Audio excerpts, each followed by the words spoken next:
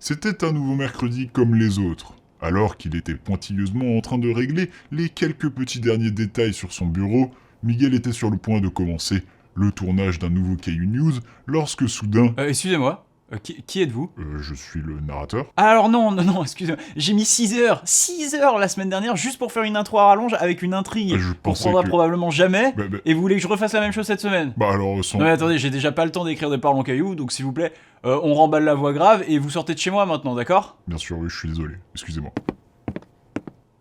Ouais, merci. Bon, eh bien nous voilà un petit peu plus tranquilles. Bonjour à tous et bienvenue pour ce nouvel épisode de Caillou News, votre émission d'actualité hebdomadaire du monde de l'escalade. Et cette semaine, même si on a moins de news heureusement que la semaine dernière, eh bien d'abord j'ai une petite annonce à vous faire.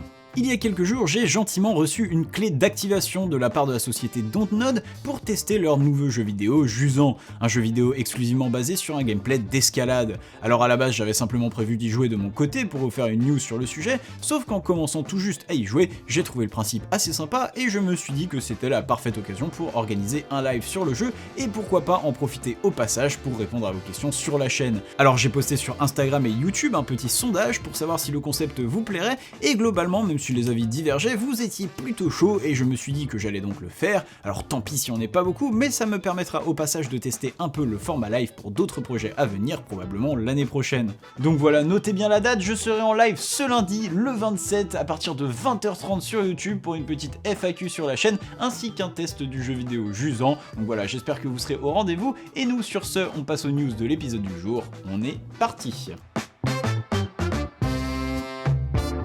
News numéro 1, il y a 3 semaines maintenant, je vous relatais l'exploit de Nicolas Moineau, probable premier grimpeur aveugle à avoir enchaîné une voie dans le 8ème degré en falaise, et bien cette semaine on va parler d'un exploit du même genre, ou plutôt d'un potentiel exploit à venir, le travail de Sarré 2000 8A+, par l'Autrichien Angelino Zeller. Mais alors pour quelle raison ce projet d'une cotation a priori banale pour le haut niveau est-il exceptionnel, me direz-vous? Eh bien parce qu'Angelino souffre d'une paralysie totale de la taille jusqu'aux pieds, et si cela a comme avantage de camoufler vos tremblements du genou incontrôlés lorsque vous évoluez 50 cm au-dessus de la dernière dégaine, eh bien c'est probablement le seul.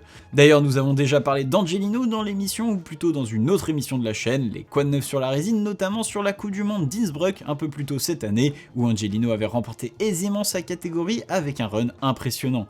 Une formalité pour lui, déjà triple champion du monde en catégorie AL1, une catégorie qu'il domine de la tête et des épaules depuis l'accident de parapente qui lui aura valu son invalidité.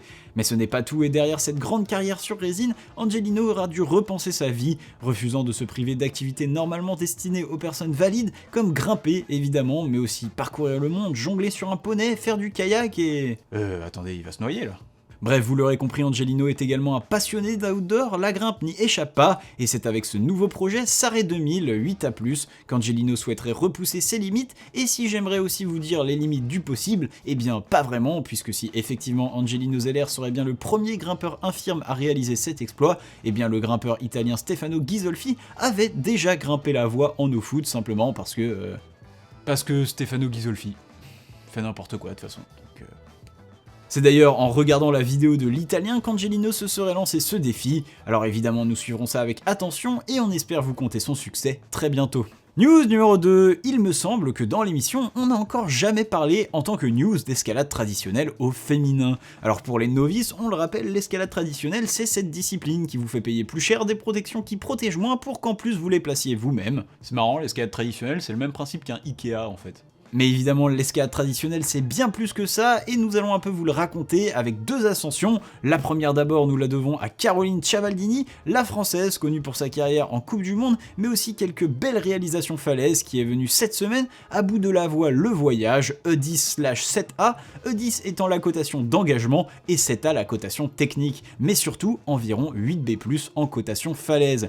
Il s'agit d'ailleurs de la première dans ce niveau en trad pour Caroline, qui voilà s'achever un projet de 2 ans. 2 ans, c'est d'ailleurs aussi l'âge de sa fille, Zozo comme elle l'appelle. Je pense que c'est Zoé. J'espère que c'est Zoé. mettant surtout en avant toute la difficulté de revenir au haut niveau après 2 grossesses. Une performance assez exceptionnelle donc, la voix n'ayant en plus été répétée que par une seule autre femme à ce jour, l'Autrichienne Babsi Zangirl, ce qui me fait une transition toute trouvée pour une deuxième ascension d'escalade traditionnelle dont je voulais vous parler, celle de la voix Meltdown 8C+, par Babsi Zangirl justement. Alors pour vous donner une idée, même si les voix de trad sont bien moins répertoriées, moins répétées et surtout moins sujettes aux cotations que des voix classiques, on dénombre à peu près 10 voix entre le 8C+, et le 9A Falaise. Meltdown est donc l'une d'entre elles, et pas des moindres puisqu'elle est historique à bien des égards, outre son esthétique léchée faisant partie de ses fissures presque parfaites, donnant l'impression d'une personne essayant de forcer les portes d'un centre commercial à la main.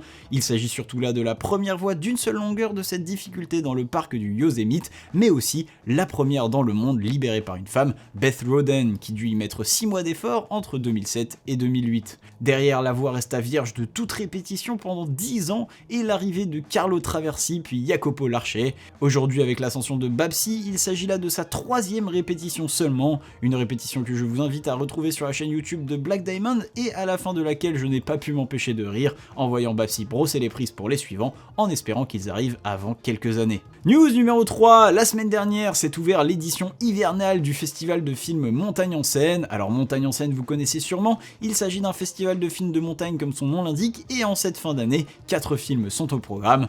On y retrouvera notamment le film star de cette année, Nupti, racontant l'ascension du sommet du même nom, ainsi que Rise et The Silent Escape, 2 films de ski, mais celui qui vous intéressera peut-être le plus en tant que communauté escalade, c'est le film Via Sedna, une histoire qui retrace l'aventure de la grimpeuse Caro North, notamment accompagnée par la skippeuse Martha Gemes, mais également une équipe de grimpeuses et navigatrices 100% féminines, pour une expédition un peu folle, rejoindre le Groenland en voilier et y libérer une grande voie. Alors si vous voulez aller le voir, la tournée vient donc de commencer et se poursuivra jusqu'en janvier dans certaines villes et même dans plus de 20 pays, alors si ça vous intéresse, je vous mets le lien en description. Dans le reste des news, on commence avec le P-Bod ou le point Burden of Dreams comme je l'appelle, et l'avancée de Simon Lorenzi dans le projet. Alors après 4 sessions sur le bloc, le Belge aura d'abord trouvé sa méthode, avec notamment une lolotte à caler pour faciliter la section du milieu, une méthode que l'on avait déjà vu apparaître dans les sessions de l'écossais Will Bosey plus tôt dans l'année. Derrière, après quelques ajustements, il aura également réussi à enchaîner plusieurs fois le dernier mouvement, et nous informe qu'il devrait maintenant commencer les essais depuis le sol ce mercredi.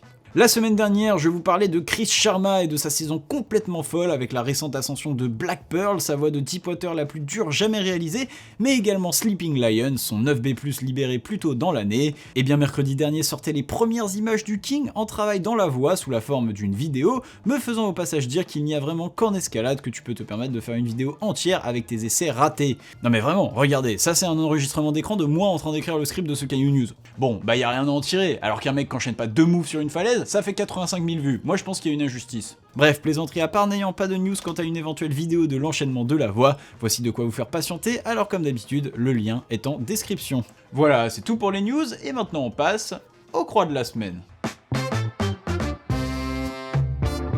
Et cette semaine, on commence avec la croix d'un protagoniste légèrement habitué de l'émission, El Maquinista 9A+/B par Adam Ondra, sur le site de Montaneros en Espagne. Après son 8C+/9A vu de la semaine dernière, les conditions n'ont pas faibli pour le Tchèque qui a tout de suite retenté l'expérience avec un nouveau 9A, la Parada de los Monstros. Malheureusement pour lui, si la tentative se passe bien, il zippe au niveau du crux et même s'il pouvait encore tenir de la main droite, sa corde l'aura légèrement aidé et il ne pouvait donc plus considérer cela comme un essai à vue.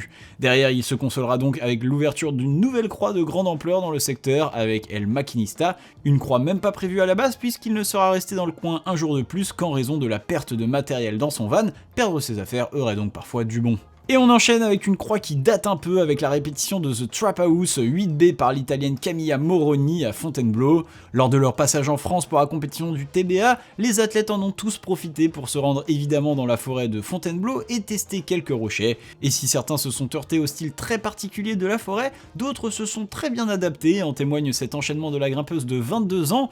Il s'agit là de sa 4e réalisation dans la cotation et de sa première de l'année. Camilla annonce d'ailleurs une vidéo de l'enchaînement à venir très bientôt sur sa chaîne YouTube, alors stay tuned.